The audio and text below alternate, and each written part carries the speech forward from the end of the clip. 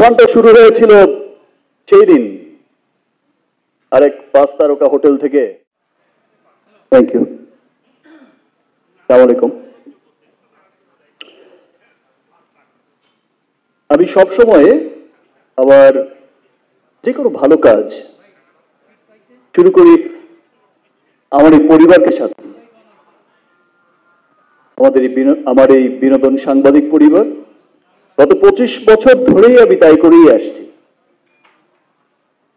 তুফানের ডিক্লারেশন যখন দিয়েছি তখন আপনাদের সাথে নিয়েই দিয়েছি।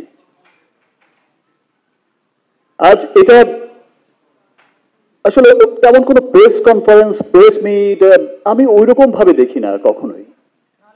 এটা দেখি যে অনেকদিন পর পর আমাদের একসাথে দেখা হয়, আমরা একই পরিবারের মানুষ, আমরা চলচ্চিত্র পরিবার, আমরা বিনোদন কর্মী, প্রযোজক, পরিচালক, শিল্পী, কলাকুশলী এবং বিনোদন সাংবাদিক। আমরা সকলেই কিন্তু একটা পরিবারের মানুষ। সবসময় দেখা হয়ে ওঠে না, সবার সাথে সবার একটা কুশল বিনিময় হয়, সুন্দর একটা সময় কাটে, সুন্দর কিছু মুহূর্ত ধারণ হয়।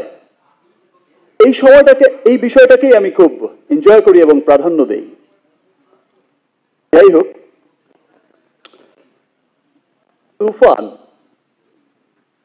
তুফানের আসলে তুফানটা শুরু হয়েছিল সেই দিন আরেক 5 তারকা হোটেল থেকে সকল একত্রিত হয়ে এমন সুন্দর একটা ছবির একটা সুন্দর একটা পোর্ট্রেট করেছিল রাফি।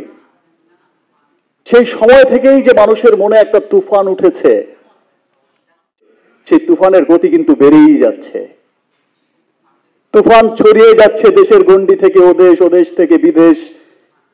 আজ সত্যি আমি খুব প্রাউড ফিল করি। আমি রাফিকে নিয়ে অনেক গর্বিত। আমার কাছে মনে হয়েছে খুব অহংকার ফিল করেছি আমি যখন দেখেছি যে রাফি এসে একটা সুন্দর গ্রাফসের মধ্য দিয়ে তার এই চমৎকার টিমকে নিয়ে। সম্ভবত কি হয় আপনারা সকলেই জানেন যে আমরা যখন রাফি তো ইন্ডিয়াতে অচেনা, এটা ওর প্রথম সিনেমা, ডিরেক্টর হিসেবে প্রথম কাজ। অনেক বড় বড় টেকনিশিয়ান কাজ করেছে, আমাদের দেশ থেকেও যেমন খুব খ্যাতনামা টেকনিশিয়ানরা কাজ করেছে, ওখান থেকেও তো অনেক বড় বড় টেকনিশিয়ানসরা কাজ করেছে। অনেক বড় বড় প্রযোজনা সংস্থা, বড় বড় শিল্পী, সবকিছু বড় বড় সমন্বয়ে কিন্তু হয়েছে তুফান। তো তখন আমি যখন দেখেছি ওর শর্ট ডিজাইন দেখে,